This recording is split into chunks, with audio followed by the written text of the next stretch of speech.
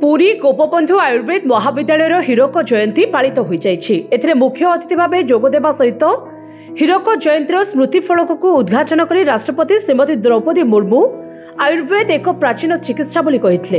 यह समग्र विश्व में आदृत होईछि। यहाकू आहुरी अधिक लोकाभिमुखी करबा उपरे राष्ट्रपति गुरुत्व देथिले। तेबे चिकित्सक मानकू द्वितीय भगवान बोली विवेचना करा जाय।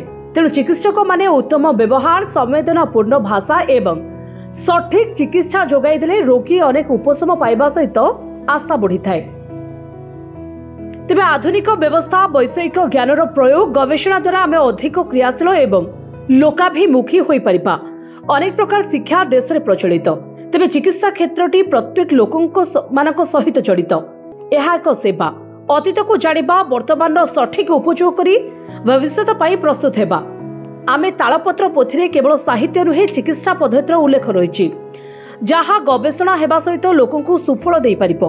सेपरि आदिवासी संप्रदाय रे रहितबा अनेक पारंपरिक चिकित्सा संपर्क रे मध्य गवेषणा एवं अनुध्यान हेबा जरूरी बोली से कहिथिले।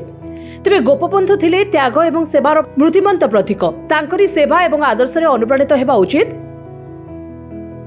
आयुर्वेद महाविद्यालय सम्मुख रास्ता को धन्वंतरी नाम नामकरण रहितबा प्रस्ताव को स्थानीय लोक प्रतिनिधि मानक माध्यम रे करा जाई पारिबो बोली राष्ट्रपति सूचना देथिले।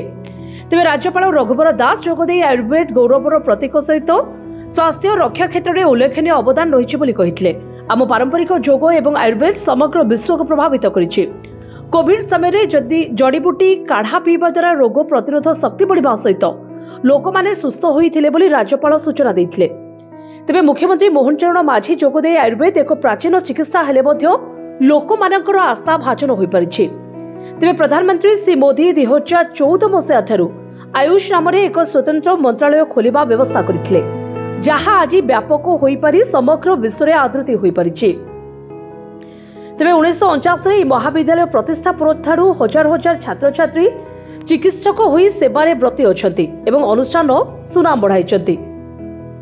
तेबे महाप्रभु अणसर चिकित्सा हेउ बा लक्ष्मण को मूर्छारू जागृत करबा चिकित्सा रे आयुर्वेद भूमिका गुरुत्वपूर्ण।